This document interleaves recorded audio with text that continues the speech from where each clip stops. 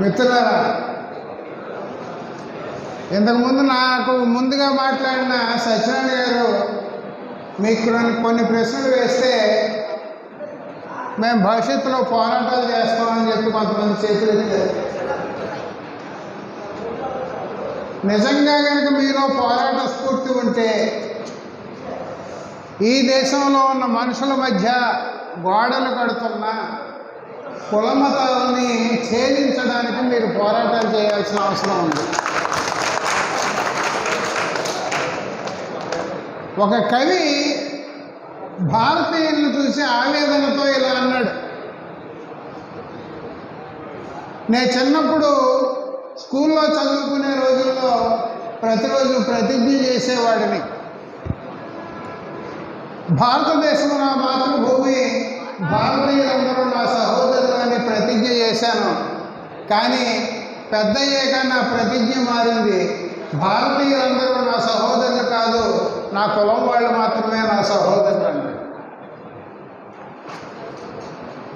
ఇంకొక ఆయన బాధపడితే ఏమన్నాడంటే, ఈ దేశంలో అసలు మనుషులు ఉన్నారా? నువ్వెవరు అని ప్రశ్నిస్తే నేను రెడ్డినను, నేను కమ్మనను, నేను కాపునను చెప్పేవాడే కానీ మనిషినని చెప్పేవాడు ఉన్నాడా? నువ్వెవరు అని ప్రశ్నిస్తే నేను క్రైస్తవునను, నేను హిందువునను, నేను ముస్లింనను చెప్పేవాడే కానీ మనిషినని చెప్పేవాడు ఉన్నాడా? నువ్వెవరు అని ప్రశ్నిస్తే నేను ఆంధ్ర వాడినను, నేను రాయలసీమ వాడినను, నేను తెలంగాణ వాడినను చెప్పేవాడే కానీ మనిషినని చెప్పేవాడు ఉన్నాడా?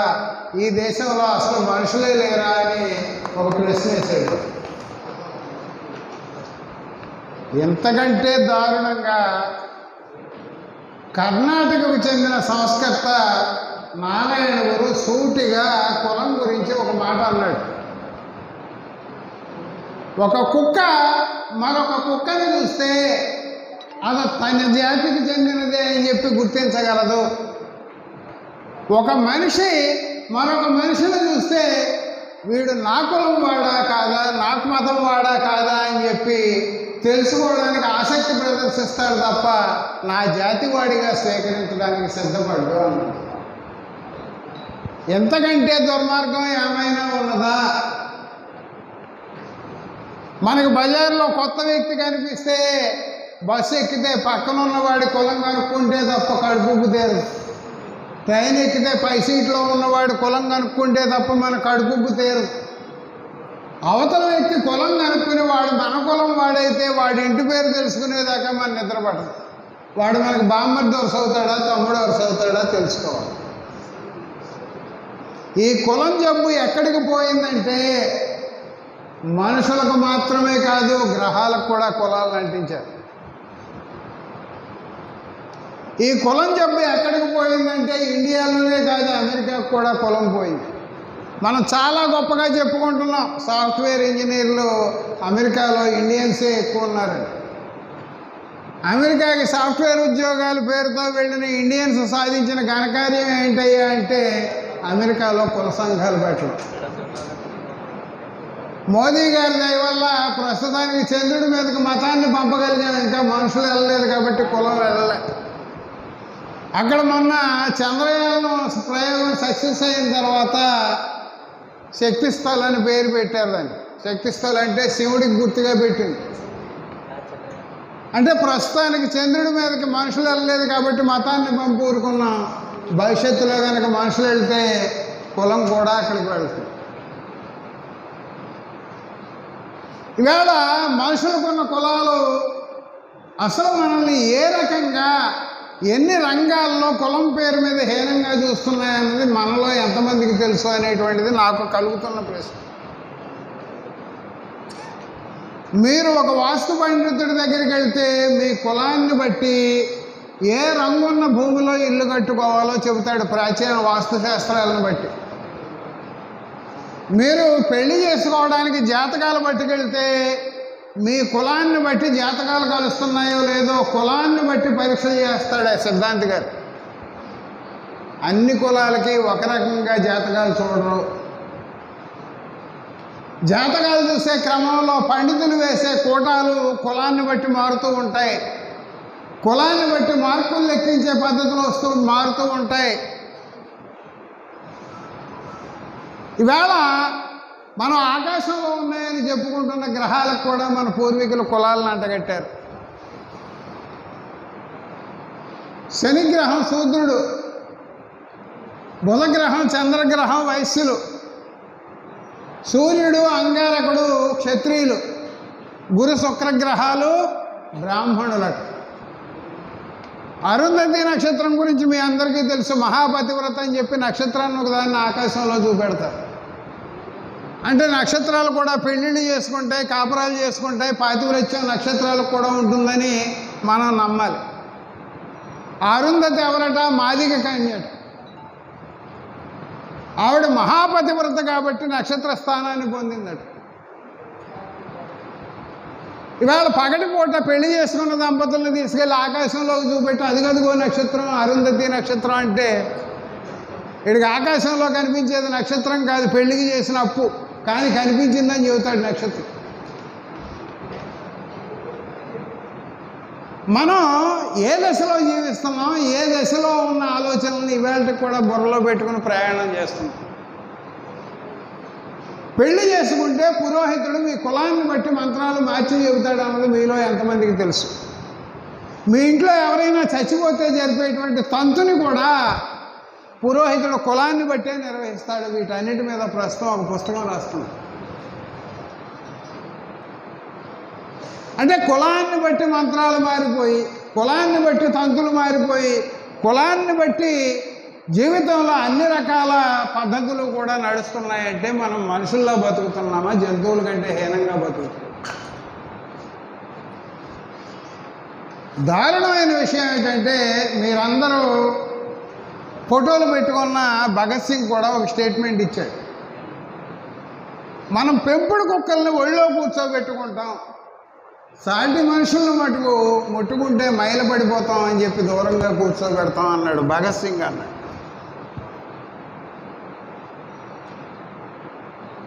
అంటే మనం ఇంట్లో కుక్కను పెంచుకుంటే దానికి స్నానం చేయించడానికి మనకు అభ్యంతరం లేదు, మనతో పాటు మన సోఫాలో కూర్చోబెట్టుకోవడానికి మనకు అభ్యంతరం లేదు, మనతో పాటు మంచం మీద దాన్ని పడుకోబెట్టుకోవడానికి కూడా మనకు అభ్యంతరం లేదు.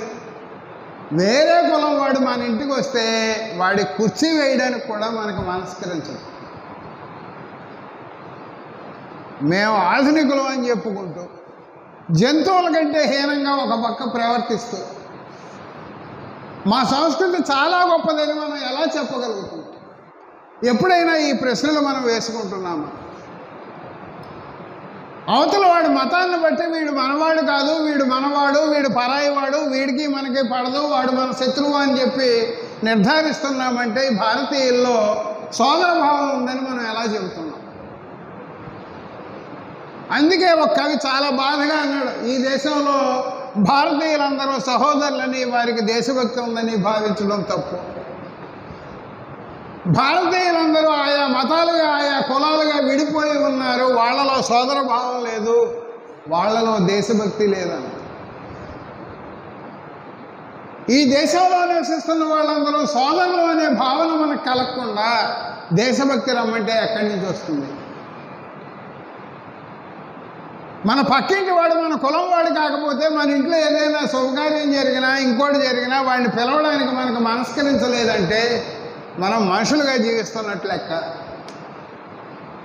పోనీ ఈ కుల వ్యవస్థ కారణంగా మమ్మల్ని హ్యూమిలియేషన్కి గురి చేశారు, మేము ఈ మతంలో ఉండమని చెప్పి క్రైస్తవంలోకి కొంతమంది పోతున్నారు. క్రైస్తవంలోకి పోయిన వాళ్ళలో కులం పోతుందా? ఇక్కడ కులం మీద వ్యతిరేకతతో ఆ మతంలోకి వెళ్తున్నారు, కానీ ఆ మతంలోకి పోయాక కూడా జరుగుతున్నది ఏమిటి? కమ్మ క్రైస్తవులనే పెళ్లి చేసుకుంటున్నారు, మాల క్రైస్తవులనే పెళ్లి చేసుకుంటున్నారు, రెడ్డి క్రైస్తవులనే పెళ్లి చేసుకుంటున్నారు, మాది క్రైస్తవులనే పెళ్లి చేసుకుంటున్నారు. ఈ మతం మంచిది కాదని ఆ మతంలోకి వెళ్ళి వాళ్ళు చేస్తున్నది ఏమిటి? అబ్బే పరమగీతం 51:5 చూడండి, పుట్టుకతోనే మనం అందరం పాపులం, మన పాపాలు కొట్టివేయడానికే యేసు ఈ లోకంలోకి మానవ రూపంలో వచ్చాడు, శిలువ మీద ఆయన రక్తాన్ని చిందించి మన పాపాలన్నీ కొట్టివేశాడు అని చెప్పి ప్రతి ఆదివారం చర్చిలో కథలు చెబుతుంటే వినడానికి వెళ్తున్నారు. వెళ్ళి ఏం చెబుతున్నారు వాళ్ళు అక్కడ? నే పాపిని ప్రభువా నన్ను కావుము ప్రభువా అని చెప్పి గేయాలు పాడుతున్నారు. ఒక పక్కేమో మనం ఏం చెబుతున్నాం? మానవ జన్మ చాలా ఉత్కృష్టమైనది, ఇతర జీవజాలానికి వేటికి కూడా లేని ప్రత్యేకతలు మనుషులకు ఉన్నాయని చెబుతున్నాం. అసలు తరచి చూస్తే మనిషి కంటే క్రూరమైన మృగం ఈ ప్రపంచంలో, ఈ భూమి మీద ఎక్కడైనా ఉందేమో ఒక్కసారి ఆలోచించు. క్రూర మృగాలు ఉన్నాయి. మాంసభక్షణ కోసం, ఆహారం కోసం కొన్ని జంతువులను వేటాడతాయి నిజమే, కానీ వినోదం కోసం జంతువుల్ని వేటాడేటువంటి క్రూర మృగం మనిషి మాత్రమే. ఇవాళ ఈ భూమి మీద చాలా జాతులు అంతరించడానికి కారణం కూడా మనిషే. ఒక పక్క ఇక్కడ మనం జీవించడానికి అనువైన పరిస్థితులన్నీ ఉండగా వాటిని నాశనం చేస్తూ ఇక్కడ బతకలేని పరిస్థితి వచ్చిందంటే మనం బతకడానికి పనికొచ్చే వేరే గ్రహం ఎక్కడైనా ఉందా అని చెప్పి ఆకాశంలోకి పోయి వెతుకుతాం. దీని అర్థం ఏమిటి? తాగడానికి మన దగ్గర నీళ్లు ఉన్నాయి, అవి ఒలకబోసుకుంటూ ఇక్కడ నీళ్లు లేకపోతే తాగడానికి ఇంకెక్కడైనా ఉన్నాయా అని వెతుక్కుంటున్నాము. పైగా అందులో కూడా పోటీ. ఇప్పుడు ఉన్న భూమి జీవరాశులన్నిటికీ బతకడానికి అనుకూలంగా ఉండగా దీన్ని పాడు చేసుకుంటూ ఇంకెక్కడైనా బతకడానికి అవకాశాలు ఉన్నాయా అని వెతకడం వెర్రితనమా, తెలివి తక్కువ పనా కాదా ఆలోచించండి. దీని మీద ఒక కవి హృదయానికి హత్తుకునేలాగా చిన్న గేయం చెప్పాడు. నాకు స్వార్థం ఎక్కువ, నేను ఒప్పుకుంటా. ఈ ప్రపంచం ఎలా నాశనం అయిపోయినా, నా చుట్టూ ఉన్న వాళ్ళు ఏ రకమైన ఇబ్బందులు పడినా నాకేమీ పట్టదు. నా లక్ష్యం వల్ల డబ్బు కట్టల్ని, బంగారపు గుట్టల్ని పోగేసుకోవడమే. నేను అనుకున్నట్టుగానే అడ్డమైన పనులు చేసి డబ్బు కట్టల్ని, బంగారపు గుట్టల్ని పోగేసుకున్నాను. కొంతకాలానికి భూమి కాలుష్యానికి గురై పంటలు పండడం మానేశాయి. వాయువు కాలుష్యానికి గురై గాలి పీల్చడానికి కూడా భారంగా తయారైంది. జలాలన్నీ కాలుష్యానికి గురై ఆఖరి చేప కూడా చచ్చిపోయింది. అప్పుడు నాకు అర్థమైంది, నేను పోగేసుకున్న డబ్బు గట్టలు, బంగారపు గుట్టలు నేను తినటానికి పనికిరావని అన్నాడు. ఈవేళ అదే స్థితిలో మన సమాజం నడుస్తుంది. ఈ రకమైనటువంటి పోకడలకి అడ్డుకట్ట వేయడానికి మేమున్నాము, సమాజం గురించి ఎంతో కొంత ఆలోచన చేస్తాము అని చెప్పి మీ బోటి వాళ్ళు ముందుకు రావడం భవిష్యత్తులో ఒక్కొక్క వ్యక్తి మరో 10 మందిని తయారు చేస్తాడనేటువంటి నమ్మకాన్ని మాలో కలిగిస్తున్నారు.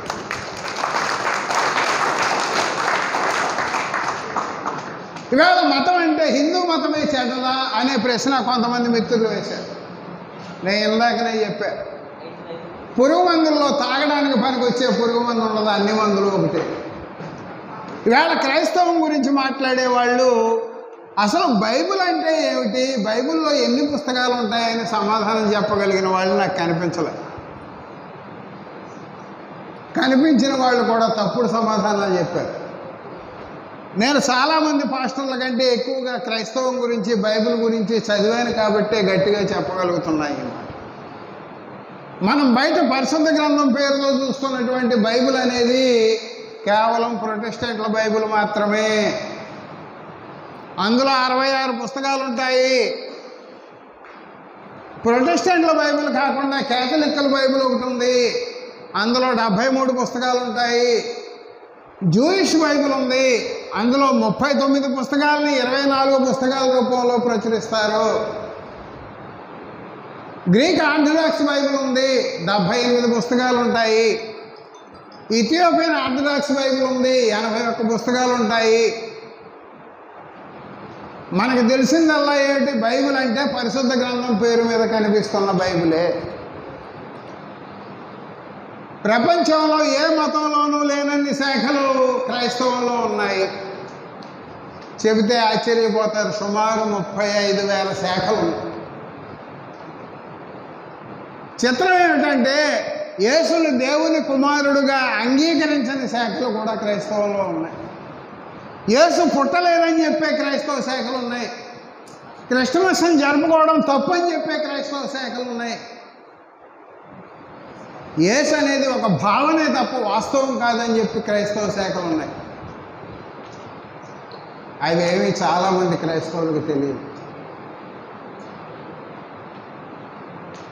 చాలామంది మత విమర్శ చేయగానే మొట్టమొదట లేవనెత్తే ప్రశ్న ఏమిటి? అయ్యా, దేవుడి మీద భయం ఉంటేనే సమాజంలో ఎంతో కొంత నీతి న్యాయం బతికుంటుంది, దైవభీతి లేకపోతే సమాజం పాడైపోతుంది అని చెప్పేవాళ్ళు చాలామంది కనిపిస్తూ ఉంటారు. ఈవేళ సమాజంలో ఏదో ఒక దైవాన్ని నమ్మే వాళ్ళ సంఖ్య ఎక్కువ ఉందా, నమ్మని వాళ్ళ సంఖ్య ఎక్కువ ఉందా? ఈ సమాజంలో ఈవేళ చెడిపోయిన వాళ్ళ సంఖ్య ఎక్కువ ఉందా, చెడిపోకుండా ఉన్న వాళ్ళ సంఖ్య ఎక్కువ ఉందా? మతాల మనుషుల్ని నీతిమంతులుగా మార్చడమే కనుక నిజమైతే సమాజంలో ఇంత అవినీతి కుళ్ళు ఉండేదా? మనుషుల్ని మతాలు నీతిమంతులుగా మార్చడం లేదు, తప్పుడు పనులు చేయడానికి ప్రోత్సాహం ఇస్తున్నాయి. నేను ఈ మాట అంటే మీలో చాలామంది కోపం రావచ్చు. మీరు తప్పులు చేయండి, ఆ తప్పుల్ని చర్చికి వచ్చో, గుడికి వచ్చో, పుష్కర స్నానాలు చేసో, మసీదుకి వచ్చో, ప్రార్థనలు చేసి పోగొట్టుకోండి అని చెప్పని మతం ఏదైనా ఉన్నదా? తప్పు చేయకుండా నిరోధించేటువంటి దేవుడు ఏ మతంలోనూ లేడు. తప్పులు చేసిన తర్వాత లెంపలేసుకుంటే నీ తప్పులన్నీ కొట్టేసాను పొమ్మని చెప్పే దేవుడు మాత్రం అన్ని మతాల్లోనూ ఉన్నారు. అందువల్లనే ఈవేళ మేము ఏదో ఒక మతాన్ని విశ్వసిస్తున్నాం అని చెప్పేవాళ్ళు కూడా తప్పుడు పనులు చేయడానికి ఏమాత్రమూ కూడా వెనకాడకుండా పూజలు చేస్తేనో, ప్రార్థనలు చేస్తేనో, నెత్తి మీద ఉన్న జుట్టుని దేవుడికి అర్పిస్తేనో, కొబ్బరికాయలు కొడితేనో మా పాపాలన్నీ పోతాయి, పుష్కర స్నానాలు చేస్తే మా పాపాలన్నీ పోతాయి, ప్రతి ఆదివారం చర్చికి వెళ్తే మా పాపాలన్నీ పోతాయి, ప్రతి శుక్రవారం నమాజ్ చేస్తే మా పాపాలన్నీ పోతాయి, లేదా రోజు 5 సార్లు నమాజ్ చేస్తే మా పాపాలన్నీ పోతాయి అనేటువంటి భావనతో ఉన్నారు. కాబట్టి మేమందరం తప్పనిసరిగా స్వర్గానికే వెళ్తామని చెప్పి మతస్థులందరూ విశ్వసిస్తున్నారు. నేను నరకానికి వెళ్తానని నమ్ముతున్నవాడు ఏ భక్తుడైనా ఉన్నాడా? నా పాపాలన్నీ యేసు తన రక్తంలో కొట్టేశాడు కాబట్టి నేను పాపం విముక్తుడిని అయిపోయాను, నేను తప్పనిసరిగా పరలోకానికి వెళ్తానని క్రైస్తవులు ఎందుకు చెబుతున్నారు? చాలామందికి తెలియని విషయం ఏంటంటే క్రైస్తవం 15-16 శతాబ్దాల్లో పాప పరిహార పత్రాల పేరిట రసీదులు జారీ చేసింది. పాప పరిహార పత్రాలు అంటే ఏమిటి? మీరు ఏదైనా తప్పుడు పని చేస్తే చర్చికి వచ్చి కన్ఫెషన్ బాక్స్లో కూర్చొని పాస్టర్ గారితో మీరు ఏ తప్పు చేశారో రహస్యంగా చెప్పుకుంటే పాస్టర్ గారు ఆ తప్పు కొట్టుకుపోవడానికి ఒక రేటు చెబుతాడు. ఆ రేటు కనుక మీరు చెల్లిస్తే ఆయన డబ్బులు తీసుకుని రసీదు ఇస్తాడు. ఆ రసీదు కనుక మీరు తీసుకుంటే మీరు చేసిన పాపం కొట్టుకుపోయినట్టు. హిందూ దేవాలయాల్లోకి వెళ్తే మనకు బోర్డు కనిపిస్తాయి. అష్టోత్తర నామాలకి 116, సహస్రనామాలకి 1116 అని బోర్డులు కనిపిస్తాయి. మనం ఏమిటి, అష్టోత్తరం చేయించుకుంటే ప్రస్తుతానికి చేసిన పాపాలు పోతాయిలే, తర్వాత చేస్తే తర్వాత చూద్దాం అని చెప్పి చేయిస్తాం. అలాగే అక్కడ ఆయన పాస్టర్లు చెప్పిన రేటు కట్టి వీళ్ళు రసీదులు తీసుకోవడం మొదలెట్టారు. వాటి సారాంశం ఏంటి? చివరికి పాస్టర్ గారి దగ్గరికి వచ్చి ఒక క్రైస్తవుడు ఏం చెబుతాడు? అయ్యా, నేను వ్యాపారం ప్రారంభించాను, మరొక అతన్ని భాగస్వామిగా చేర్చుకున్నాను, కొంతకాలానికి ఇంకో భాగస్వామి వచ్చాడు, నేను వాళ్ళతో తగాదాలు వచ్చిన కారణంగా వాళ్ళిద్దరిని చంపేయాలనుకున్నాను, అందులో ఈవేళ ఒక భాగస్వామి దొరికాడు, వాడిని చంపేశాను, ఆ పాపం కొట్టుకుపోవడానికి పాప పరిహార పత్రం ఇవ్వండి అని చెప్పి రేటు కనుక్కొని డబ్బు చెల్లించి పాప పరిహారం పత్రం కొనుక్కొని వెళ్ళిపోయేవాడు. ఇంకొక ఆయన వచ్చాడు, అయ్యా, నేను 2 అమ్మాయిల మీద మనసు పడ్డాను, ఈవేళ ఒక అమ్మాయిని బలవంతంగా రేప్ చేశాను, ఆ రెండో అమ్మాయిని కూడా భవిష్యత్తులో కనిపిస్తే రేప్ చేయాలనుకుంటున్నాను. ఇప్పుడు రేప్ చేసిన అమ్మాయికి ఎంతో, భవిష్యత్తులో రేప్ చేయబోయే అమ్మాయికి ఎంతో, ఒకేసారి డబ్బులు తీసుకొని 2 రసీదులు ఇచ్చేయండి సార్, నేను 2 సార్లు చర్చికి రాలేను మళ్ళీ అని చెప్పి అడగడం. దీన్ని మార్టిన్ లూథర్ 1520 ప్రాంతాల్లో వ్యతిరేకించాడు. దైవభావన మనుషుల్ని నీతిమంతులుగా మార్చాలి, మతభావన మనుషుల్లో నైతికతను పెంచాలి, అది లేకుండా తప్పుడు పనులు చేసే వాళ్ళకి మీరు రసీదులు ఇచ్చి వాళ్ళ తప్పుల్ని కొట్టివేయడానికి మేము ఉన్నాము అని చెప్పి భరోసా ఇస్తున్న కారణంగా సమాజం చెడిపోతుంది అని చెప్పి చర్చి గోడ మీద పోస్టర్ అంటించాడు మార్టిన్ లూథర్. మార్టిన్ లూథర్ ఆరోపణలని ఉపసంహరించుకోమని చర్చి బలవంత పెట్టింది. ఆయన సిద్ధపడలే. చివరికి 1521లో ఆయన్ని కేథలిక్ చర్చి నుంచి బహిష్కరించారు. చివరికి 1530 ప్రాంతాల్లో ఆయన ఒక కొత్త బైబిల్ని తయారు చేసి కేథలిక్ బైబిల్ నుంచి ఒక 7 పుస్తకాలను తీసి అవతల పడేసి ఆ కొత్త బైబిల్ని ప్రొటెస్టెంట్ బైబిల్ పేరు మీద తీసుకొచ్చాడు. లూథరన్ బైబిల్ అంటారు దాన్ని. అంటే ఏమిటి? ఈవేళ మనుషులందరూ కూడా ఒక పోలీసు మమ్మల్ని నిత్యం గమనిస్తూ ఉన్నాడు అనేటువంటి భావన ఉంటే తప్ప నీతిమంతులుగా మేము బతకలేమని చెప్పేటువంటి స్థితిలో జీవిస్తున్నారు.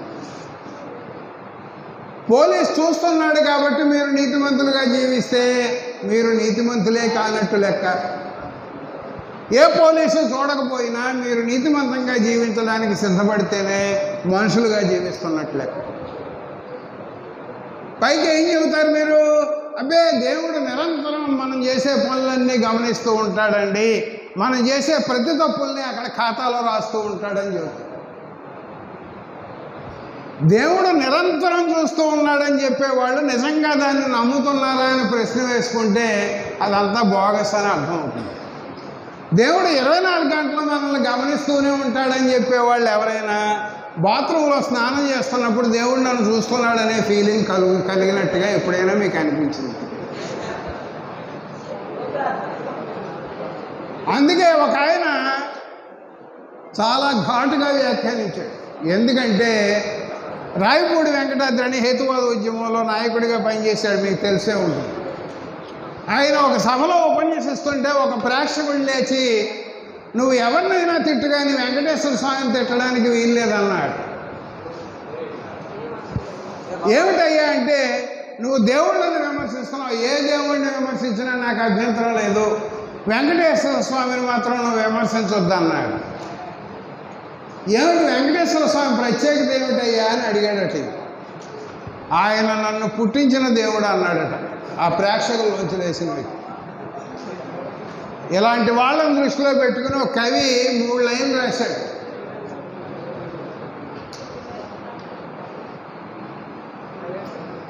మీ అమ్మను పుట్టించింది దేవుడే అయితే దేవుడు నీకేమవుతాడు? మీ నాన్నను పుట్టించింది దేవుడే అయితే దేవుడు నీకేమవుతాడు? మీ మామగారిని పుట్టించింది దేవుడే అయితే దేవుడు మీకేమవుతాడు? మీ అత్తగారిని పుట్టించింది దేవుడే అయితే దేవుడు మీకేమవుతాడు? మీ పిల్లల్ని పుట్టించింది కూడా దేవుడే అయితే దేవుడు మీకేమవుతాడు?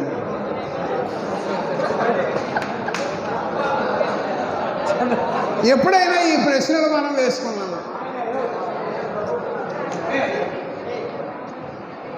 పైకి మటుకు భక్తి ఉన్నట్టుగా నటిస్తాం. భక్తి ముసుగులో మనం చేసేది ఏమిటి? తప్పుడు పనులు చేయడం. ఆ తప్పుడు పనులన్నీ కొట్టుకుపోవడానికి చాటుగా ప్రార్థన చేయడం, పూజలు చేయడం, కొబ్బరికాయలు కొట్టడం, నెత్తి మీద జుట్టును సమర్పించుకోవడం. ఇవాళ తిరుపతి వెళ్ళి గుండు కొట్టించుకు వచ్చే వాళ్ళందరూ ఎందుకు గుండు కొట్టించుకుంటున్నారు? హైందవం ప్రకారం మనం చేసే పాపాలన్నీ కూడా నెత్తి మీద ఉన్న జుట్టులోకి చేరతాయట. ఒంటి మీద ఉన్న మిగతా ఎక్కడ జుట్టులోకి చేరవై, నెత్తి మీద ఉన్న జుట్టులోకి మాత్రమే చేరతాయి. అందువల్ల మా పాపాలన్నీ కొట్టుకుపోయాయని చెప్పుకోవడం కోసం మనం దేవాలయాలకు వెళ్ళి గుండు కొట్టించుకుని వస్తూ ఉంటాం. దీని మీద ఒక మేధావి చిన్న కామెంట్ చేశాడు. మీరు ప్రార్థన పేరుతో దేవుడితో మాట్లాడుతున్నారు అంటే సెల్ ఫోన్లో అవతల ఎవడో లేకపోయినా యువతలు మాట్లాడుతున్నట్టు లెక్క. ఏదో సినిమాలో ఒక కమెడియన్ అవతలోడు ఎవడన్నా కనిపించగానే ఫోన్ తీసి తనకేదో ఫోన్ వచ్చినట్టు నటించి మాట్లాడుతూ ఉంటాడు. మనం ఏమనుకుంటాం, వీడు పిచ్చనా కూడా ఆయన్ని పిచ్చోడిని చేస్తున్నాడు రా అనుకుంటాం. కానీ ప్రార్థన చేసే వాళ్ళందరూ పిచ్చోళ్ళే. అవతల ఎవడో లేకపోయినా గాలిలో మాట్లాడుతూ దానికి మళ్ళీ ప్రతిఫలంగా ఏదో వస్తుందని ఆకాశంలోకి ఎదురు చూసే పిచ్చోళ్ళం మనం. నిజమో కాదో ఆలోచించండి. మీకు కాస్త వ్యంగ్యంగా కనిపించవచ్చు ఈ మాట. నిత్య జీవితంలో ఇవన్నీ కూడా ఆచరణలో మనం చూస్తున్నావా కావా? ఇవాళ మతాల పేరు మీద చరిత్రని మోసం చేసినటువంటి సంఘటనలు కూడా అనేకం ఉన్నాయి. యేసు గురించి మాట్లాడగానే చాలామంది పొద్దుటి నుంచి నేను ఉపన్యాసాలు విన్నాను. క్రీస్తు శకం, క్రీస్తు పూర్వం అనే పదాలని చాలామంది మిత్రులు ఉపయోగించారు.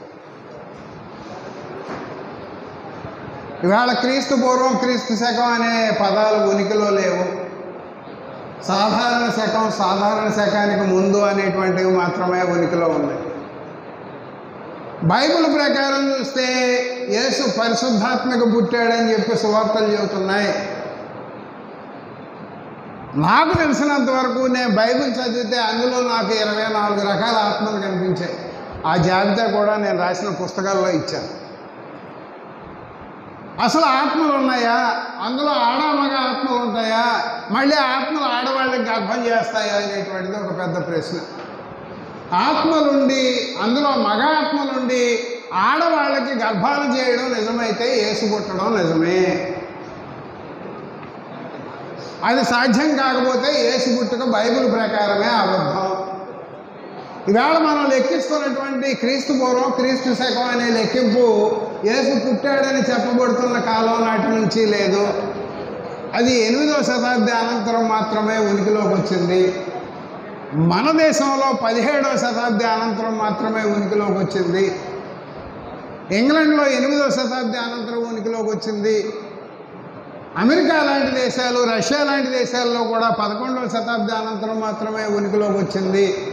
యేసు పుట్టుక గురించి బైబిల్లో తప్ప చరిత్రలో ఎక్కడా కూడా ఏ రకమైన ఆధారాలు లేవు. కానీ యేసు పుట్టాడని చెప్పబడుతున్న కాలం నాటికంటే ముందు పుట్టినటువంటి అరిస్టాటిల్, ప్లేటో లాంటి వాళ్ళ వివరాలన్నీ చరిత్రలో దొరుకుతున్నాయి. యేసు వివరాలు మాత్రం దొరకడం లేదు. బైబిల్లో యేసు ఏ సంవత్సరం, ఏ నెల, ఏ తారీఖున, ఏ తేదీ, ఏ రోజున పుట్టాడన్న వివరాలు ఏమీ లేవు. అవన్నీ పుక్కిట పురాణాల గాథలే. ఇకపోతే ఇస్లాం గురించి కూడా కొంత చెప్పుకోవాలి. స్త్రీల విషయానికి వస్తే హైందవం, క్రైస్తవం, ఇస్లాం అన్నీ కూడా ఒకే రకంగా మహిళల్ని హీనంగా చూశాయి. చాలా స్పష్టంగా 2 మహిళలు ఈజ్ ఈక్వల్ టు ఒక పురుషుడు అని చెప్పి ఖురాన్ చెప్పింది. ఎలా చెప్పింది? ఎక్కడైనా సాక్షి సంతకాలు చేయవలసి వస్తే ఒక పురుషుడు కానీ 2 స్త్రీలు కానీ చేయాలని చెప్పింది. అంటే 2 సాక్షి సంతకాలు చేయవలసి వచ్చిన చోట ఒక పురుషుడు సంతకం చేసి రెండో పురుషుడు కనుక దొరకకపోతే ఆ రెండో పురుషుడికి బదులుగా 2 స్త్రీలు సాక్షి సంతకం చేయాలని చెప్పి మళ్ళీ దానికి ఖురానే వివరణ ఇచ్చింది. ఏమని వివరణ ఇచ్చింది? 2 స్త్రీలు ఎందుకంటే ఒక స్త్రీ మర్చిపోయిన ఎడల మరొక స్త్రీ గుర్తు చేయను అని చెప్పి. అంటే ఒక పురుషుడు మర్చిపోయిన ఎడల మరి ఎవరు గుర్తు చేయరు అనే ప్రశ్న ఖురాన్కి రాలే. నీ భార్య నీ మాట వినకపోతే ఆమెను పక్కలోనికి రానియవద్దు, ఆవిడ్ని శిక్షించుము. ఆమె నీ మాట వింటే ఇక శిక్షించవద్దు అని చెప్పింది. స్త్రీ పురుషులు ఇద్దరూ సమానమే, కానీ స్త్రీ కంటే పురుషుడు ఎక్కువ సమానం అని చెప్పింది ఖురాన్. బైబిల్ ఏం చెప్పింది? మగబిడ్డ పుట్టడం కంటే ఆడబిడ్డ పుట్టడం రెట్టింపు దోషం అని చెప్పింది. పురుషుడు దేవుని వల్ల పుట్టిన సంతానం అయితే స్త్రీ పురుషుడి నుంచి పుట్టిన సంతానం అని చెప్పి బైబిల్ వర్ణించింది. బైబిల్ పుట్టుకతోనే మనుషులందరినీ పాపులు అని చెప్పింది. అసలు ఆ మాటకు వస్తే బైబిల్లో ఉన్నటువంటి దేవుడు కానీ యేసు కానీ ప్రపంచంలో ఉన్న ప్రజలందరికీ మేము దేవుళ్ళ కుమారులము అని చెప్పలేదు. మేము కేవలం ఇజ్రాయేల్ జాతి వారి కోసం మాత్రమే వచ్చాము, ఇజ్రాయేలు వాళ్ళ దేవుళ్ళము అని చెప్పి వాళ్ళు చాలా స్పష్టంగా పాత నిబంధనలోను కొత్త నిబంధనలోను అనేక డజన్ల సార్లు చెప్పారు. ఆ వివరాలన్నీ నా పుస్తకాల్లో రాశారు. వాళ్ళు ఏం చెబుతున్నారు? ప్రపంచంలో ఉన్న వాళ్ళందరికీ యేసు ద్వారానే రక్షణ తప్ప మరెవరి ద్వారానూ లభించదని చెప్పి క్రైస్తవుల ఆత్మల సంపాదన పేరు మీద ఇంటింటికి తిరిగి కరపత్రాలు ఇస్తున్నారు. యేసు కొత్త నిబంధనలో ఇజ్రాయేలీతరుల్ని కుక్కలతో పోల్చాడు. నేను ఇజ్రాయేల్ వాళ్ళ కోసం మాత్రమే వచ్చానన్నాడు. తన శిష్యుల్ని బయటికి పంపుతూ ఇజ్రాయేల్ వాళ్ళ గృహాలకు మాత్రమే మీరు వెళ్ళండి అని చెప్పాడు తప్ప అందరి గృహాలకు వెళ్ళండి అని చెప్పలేదు. ఇవాళ మూఢనమ్మకాల విషయానికి వస్తే అన్ని మతాల్లోనూ కనిపిస్తాయి. మతాల విషయంలో ఏది కరడు కట్టిన మతం అంటే ఇవాళ ప్రధానంగా ఇస్లాం మతాన్నే చెప్పుకోవాలి. ఇస్లాం మతం సంస్కరణలతో ప్రారంభమైనప్పటికీ కూడా అక్కడే ఆగిపోయి కరడు కట్టిన కారణంగా మిగతా మతాల్లో ఎంతో కొంత మార్పు కనిపిస్తున్నప్పటికీ కూడా ఇస్లాంలో ఏ చిన్న మార్పుకి వాళ్ళు అంగీకరించని కారణంగా ఇవాళ ఇస్లాం దేశాలన్నీ కూడా సైన్స్ పరంగా ఎంతో వెనుకబడి ఉన్నాయి.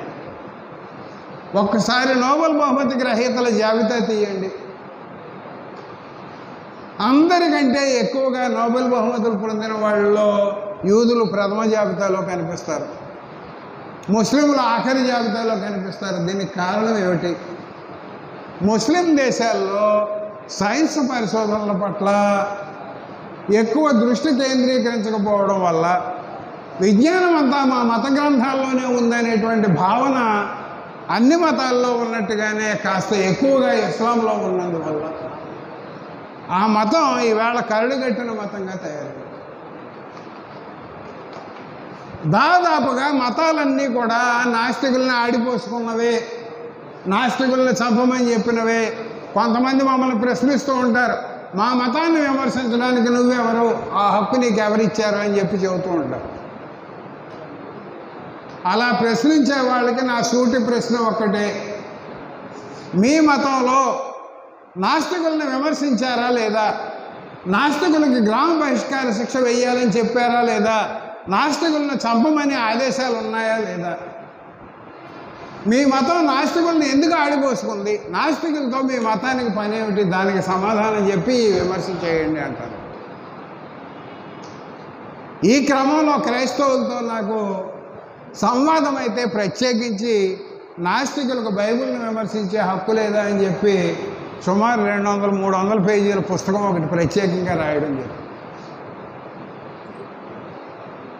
అంటే ఇప్పుడు నేను ఇవన్నీ ఎందుకు చెబుతున్నాను? మౌఢ్యం అనేది మత లక్షణం, అజ్ఞానం అనేది మత లక్షణం. మతాన్ని ఆశ్రయిస్తే మన మెదడు పని చేయకుండా మన మెదడుకు మనం సంకెళ్ళు వేసుకున్నట్టే. అందుకే ఒక ఆయన చాలా సూటిగా చెప్పాడు, మీ మెదడును పాక్షికంగా పని చేయకుండా ఆపవచ్చు, కావాలంటే మీరు ఏదో ఒక మతంలో జాయిన్ అయి చూడండి అన్నాడు. అంటే ఏదైనా ఒక మతంలో కనుక మనం చేరితే ఆ మత విశ్వాసాలని వంట పట్టించుకుంటే స్వతంత్రంగా ఆలోచించేటువంటి శక్తి మనం కోల్పోతాం. ఎప్పుడైతే స్వతంత్రంగా ఆలోచించేటువంటి శక్తి కోల్పోతామో రుజువుకు నిలబడినటువంటి అంశాలను కూడా నమ్మేటువంటి దశకు చేరుకుంటాం. నేను నమ్మే విషయాలన్నీ రుజువుకు నిలబడేవా కావా అనే దానితో నిమిత్తం లేకుండా వాస్తవాలనే భ్రమల్లో మునిగి తేలుతాం. మనం నమ్ముతున్న విషయాలన్నీ వాస్తవాలనే భ్రమల్లో మునిగి తేలడం వల్ల ఇతరుల నమ్మకాలన్నీ కూడా తప్పుడు భావనలే అని చెప్పి అపోహకు గురవుతాం. అందువల్లనే మన దగ్గర లోపాలు ఉన్నప్పటికీ కూడా వాటిని గుర్తించకుండా నా మతం చాలా గొప్పది, ఇతర మతాల్లో ఉన్న వాళ్ళందరూ అజ్ఞానులు, వాళ్ళందరూ మూఢనమ్మకాల బారిన పడుతున్నారు, నేను మాత్రం మూఢనమ్మకాల బారిన పడడం లేదు అని చెప్పి ఒక భ్రాంతికి గురవుతారు. అందుకే వాస్తవాల ప్రాతిపదిక మీద సత్యాన్ని నిగ్గు తేల్చేటువంటి సైన్స్ పక్షాన ఉంటారు. కల్పిత కథల్ని, కట్టుకథల్ని అవే నిజాలని చెప్పి భ్రమింపజేసేటువంటి మత గ్రంథాల వైపు ఉంటారో మీరు తేల్చుకోవాల్సిన సమయం ఆసన్నమైంది. మీరు నిజంగా గనక దైవభక్తి కలిగి ఉంటే ఏమని విశ్వసిస్తారు? మనల్ని పుట్టించేవాడు, మనల్ని నడిపించేవాడు, ఈ సమాజాన్ని నడిపించేవాడు దేవుడే అని విశ్వసించి తీరాలి. కానీ మనందరి ప్రవర్తనలోనూ కూడా విరుద్ధ భావాలు ఉన్నాయి. ఒక పక్కన దేవుడు నన్ను పుట్టించాడు, దేవుడు నన్ను పుట్టించినప్పుడే నా జీవితం ఎలా ఉంటుందో ముందే రాసేశాడు అని చెప్పి భావిస్తూనే నుదుటి రాతను బట్టి మన జీవితం ఉంటుందని ఒక పక్క చెబుతున్నాం, అరచేతిలో రేఖలను బట్టి మన జీవితం ఉంటుందని ఒక పక్క చెబుతున్నాం, పెళ్లి చేసుకున్న జీవిత భాగస్వామిని బట్టి మన జీవితం మారుతుందని మరో పక్క చెబుతున్నాం, శాంతి పూజలు చేయిస్తే మన జాతకం మారిపోతుందని మరో పక్క చెబుతున్నాం, గ్రహగతుల ఆధారంగా మన జీవితం ఆధారపడి ఉంటుందని ఒక పక్క చెబుతున్నాం. ఇవన్నీ పరస్పర విరుద్ధాంశాలు అనేటువంటి స్పృహ మనకు మాత్రం కలగడం లేదు. జాతకాల పేరు మీద ఈవేళ దినపత్రికలు, వారపత్రికలు కొనేవాళ్ళు కూడా మనలో ఉన్నారు. కామన్ సెన్స్ అప్లై చేసే లక్షణం కనుక మీలో ఉంటే ఒకే వారానికి చెందిన 4 వారపత్రికలు కానీ 4 దినపత్రికల ఆదివారం పత్రికలు కానీ కొనండి. ఒకే రాశి వాడికి 4 పత్రికల్లోనూ ఏ రకమైన జాతకం రాశాడో చూడండి. ఒకే రాశి వాడికి 4 పత్రికల్లోనూ ఒకే రకమైన జాతకం రాసి ఉంటే మీ ఎడమకాయలు చెప్పుచ్చుకుని నన్ను కొట్టండి, నాకు అభ్యంతరం.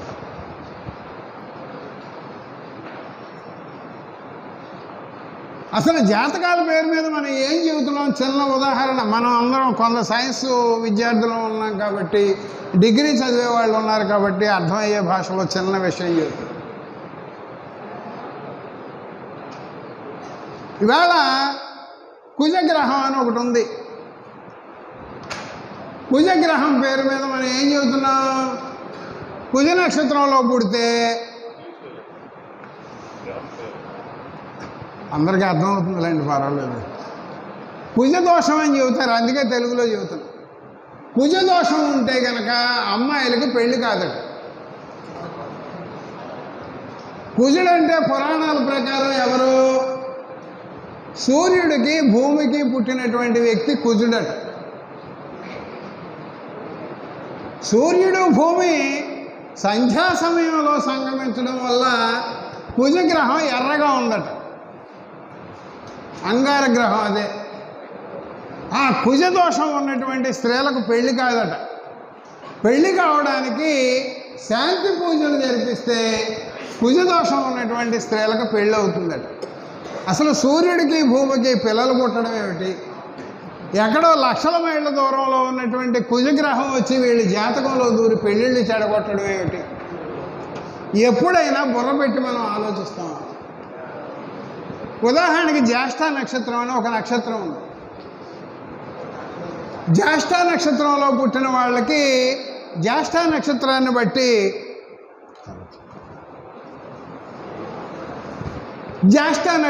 బట్టి జాతకం రాయాలి. మీ అందరికీ తెలుసు ఏ నక్షత్రంలో పుట్టాడో ఆ నక్షత్రాన్ని బట్టి జాతకం రాయాలి. మన పురోహితులకు తెలిసిన నక్షత్రాలు 27 మాత్రమే.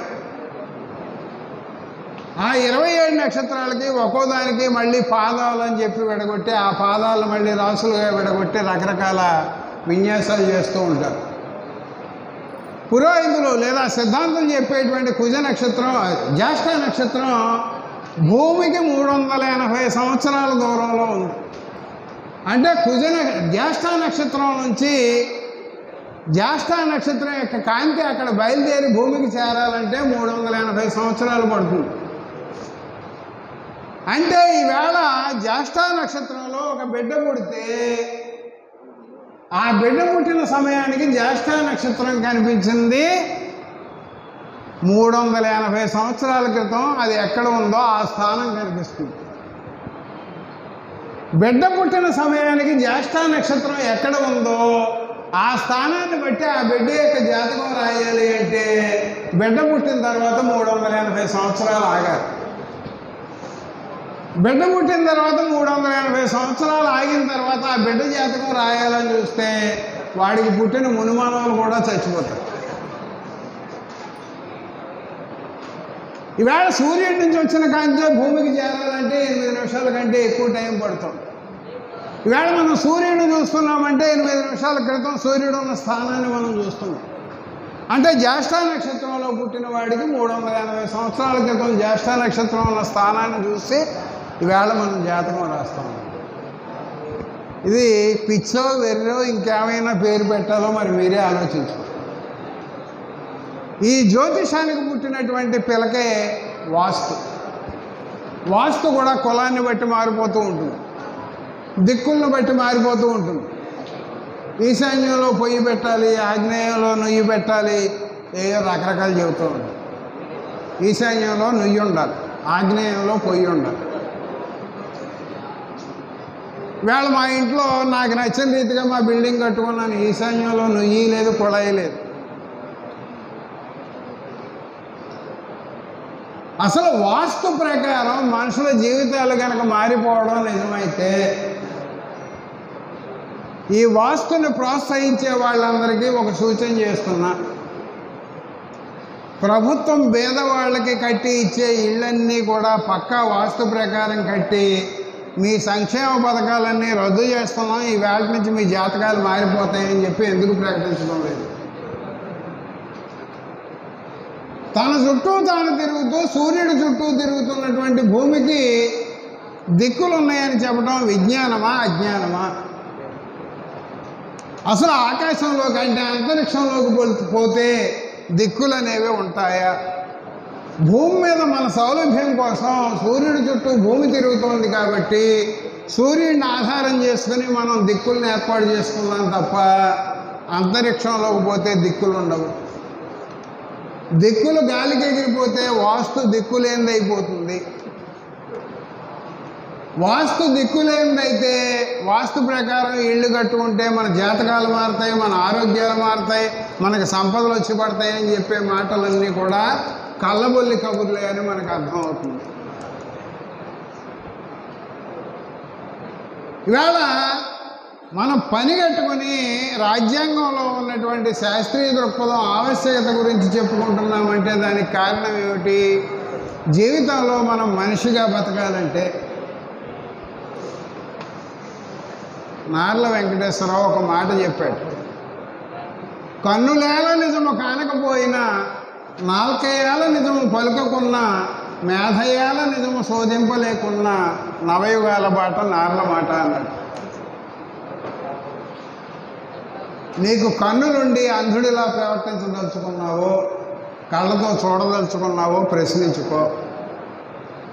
నాల్క ఉండి నిజాన్ని ఆశ్రయించదలుచుకున్నావో, అబద్ధాన్ని చెప్పదలుచుకున్నావో ఆలోచించుకో.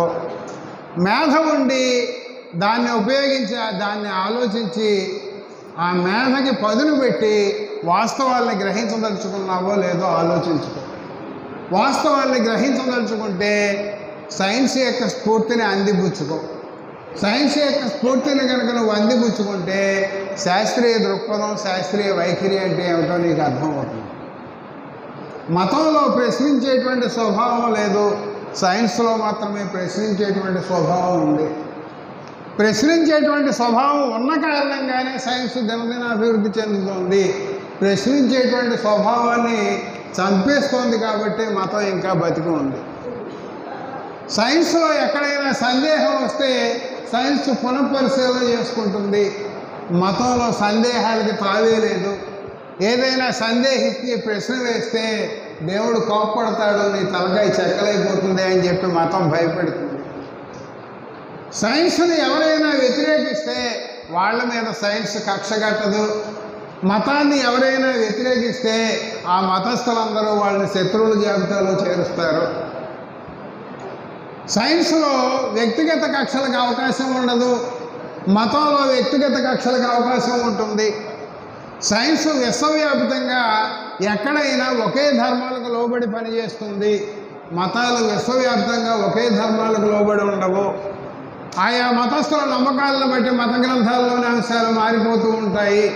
సైన్స్లో పరమ సత్యాలు ఉండవు, మతాల్లో పరమ సత్యాలు ఉంటాయి, ఇదే సత్యము, ఇది ఎక్కడా మారదు అని చెప్తాయి. మరి మీరు ఏ వైపున ఉంటారో, ఏ రకమైనటువంటి ప్రవర్తనని మీరు భవిష్యత్తులో కలిగి ఉంటారో నిర్ణయించుకోవాల్సింది, విచక్షించుకోవాల్సింది మీకే వదిలేస్తున్నాను. మంచి చెడులను నిర్ణయించుకోండి, దానికి తగ్గట్టుగా మీ ప్రవర్తనని తీర్చిదిద్దుకోండి. మనం సమాజంలో భాగంగా జీవిస్తున్నాము, సమాజానికి దూరంగా ఒంటరి జీవితం గడపడం లేదు. సమాజంలో భాగంగా జీవిస్తున్నాం కాబట్టి మన నడకలో సమాజ హితం అనే కోణం కూడా తప్పనిసరిగా ఉండాలి. సమాజ హితానికి భవిష్యత్తులో మనం ఏం చేయగలమో ఆ విషయాలను కూడా మీరు ఆలోచించుకోగలగాలి.